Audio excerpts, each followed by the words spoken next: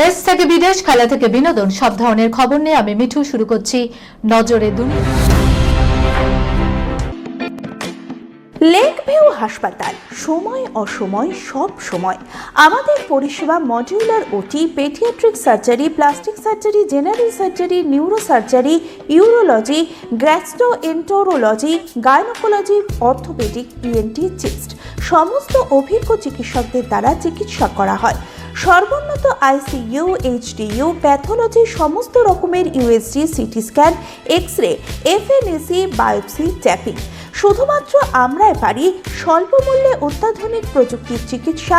কলকাতা ও হায়দ্রাবাদের বিশেষজ্ঞ চিকিৎসকদের সুপরামর্শ, নিজস্ব ফার্মাসিতে 20% ছাড়ে ওষুধ।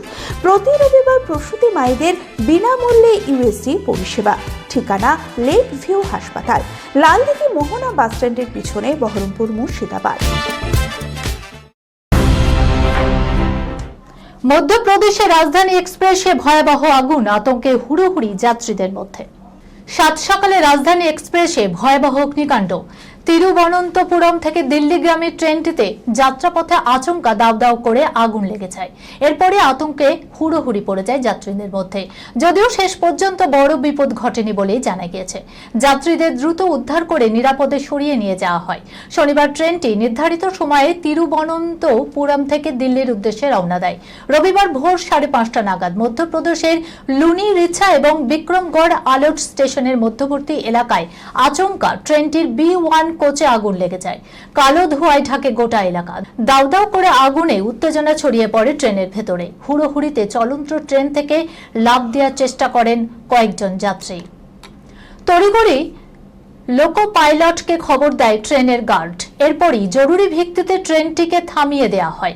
যুদ্ধকালীন তৎপরতায় শুরু হয় উদ্ধার কাজ। জানা গেছে B1 কোচে মোট 68 জন যাত্রী ছিলেন।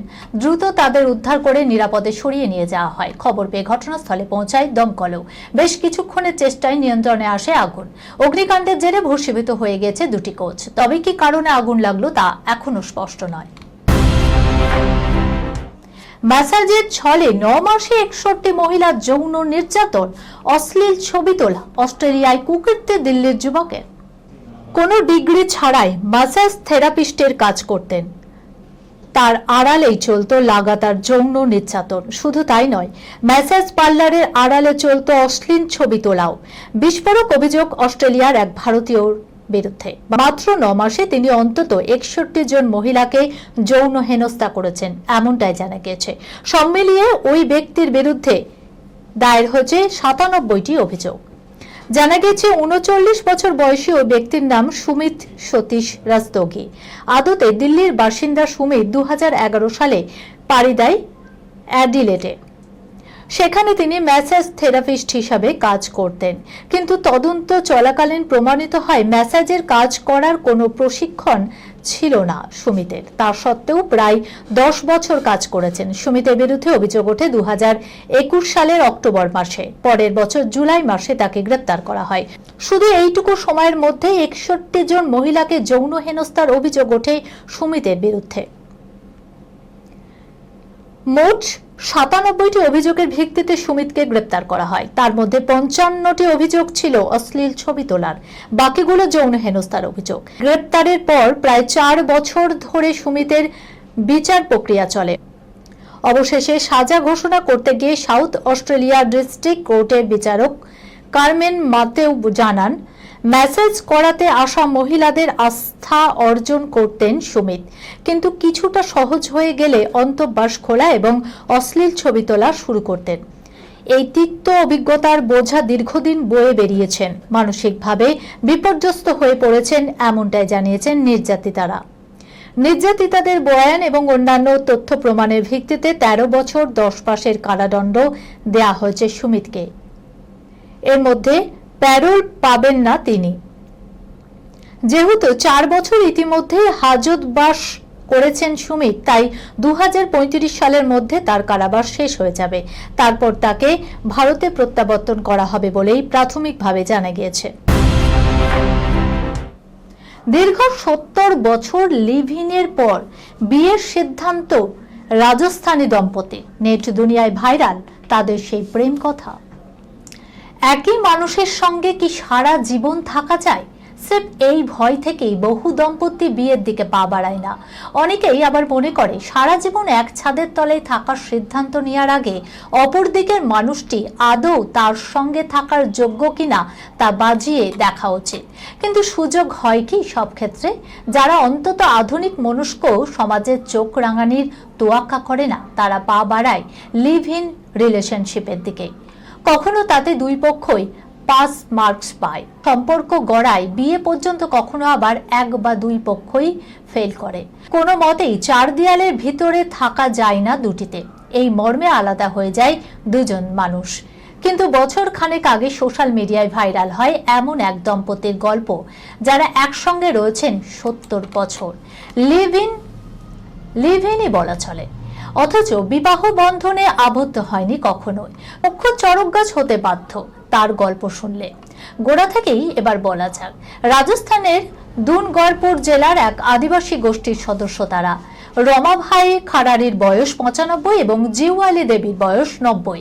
কিন্তু হঠাৎ এমন অতি সাধারণ দুই মানুষ বিয়ের বদলে লিভ ইন বেছে নিলেন কেন?